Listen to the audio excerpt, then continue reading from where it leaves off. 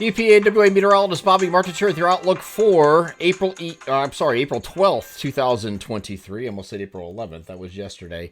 The Wednesday video forecast is proudly sponsored by Mechanical X Advantage. This year, millions of Americans will be eligible for the High Efficiency Electric Home Rebate Act, which offers up to $8,000 in point-of-sale rebates on any heat pump for home heating and cooling.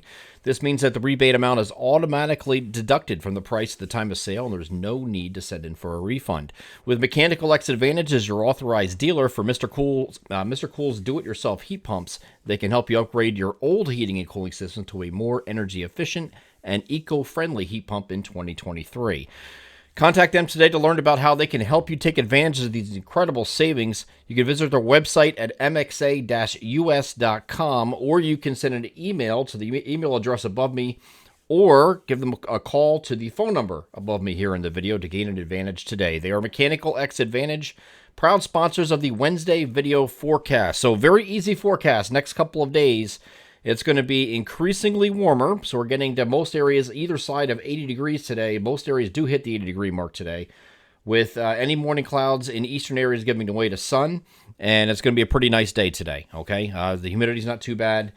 Same thing for the next couple of days. It's kind of like, this isn't July heat, so although it is about 20 degrees above average once we get to Thursday and Friday, it's still not July 80s, okay? It's a big difference, but you will have some humidity increase, just nothing crazy, and the overnight lows will be milder in the 50s to near 60, kind of 55 to 60 degree range, so it's going to be a lot milder than it has been at night as well. So the old wives' tale, or whatever you want to make, actually it's not really a wives' tale.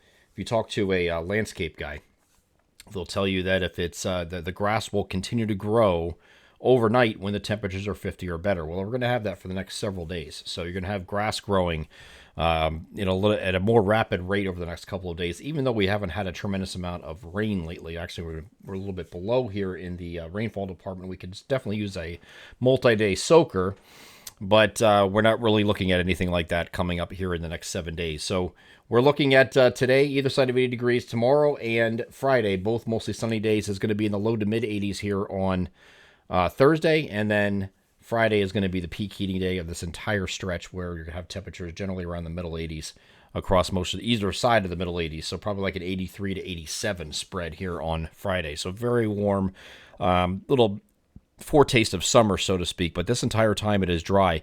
Now, this system here in the Gulf of Mexico, that's going to make landfall, so to speak, is going to come in right around Louisiana, Mississippi area, and then it's going to move across the southeastern U.S. It's going to be strung out. Not a lot of precipitation with this. This is looking at Friday afternoon. Okay, as this moves up further to the north, it's going to bring maybe a few showers to parts of the region on Sunday afternoon. This is not going to be an all-day thing. This is not going to be inclusive of the entire area, but it will be mostly cloudy here on Saturday.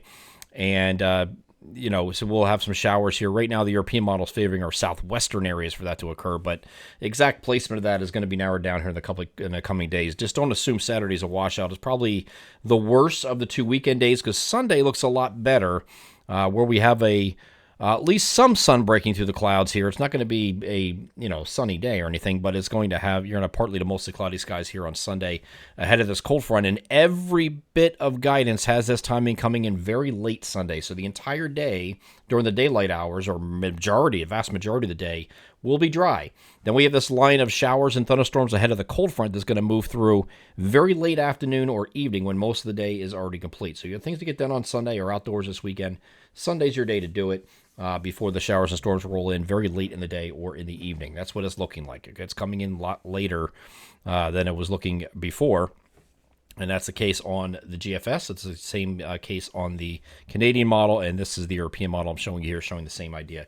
When the NAM comes into range, we'll have a better idea of exact timing, but we're giving you a better idea of how to plan your day right now is what we're doing. So you don't have to worry about the weekend being a total wash. Yes, it's not as nice as it was during the week, but it's manageable, okay? You work around it for some outdoor activities. This thing is going to move through late in the overnight, so the rain and thunderstorms that are associated with that cold front coming through come to an end, and I don't expect severe weather at current time, but that doesn't mean I can't change. It doesn't look like it's really the setup for that. This is driven by an big, broad upper-level low here that's going to sit over the Great Lakes. Now, there is the opportunity. It's going to sit and rotate. This is associated with a trough that's going to bring us cooler temperatures Monday and Tuesday. Cooler, but temperatures maybe in the 60, 62 degree range. Nothing really crazy. But it is going to be a lot cooler than it certainly will be this week or the rest of this week and the weekend. But we'll have partly to mostly cloudy skies with this in the vicinity here on Monday.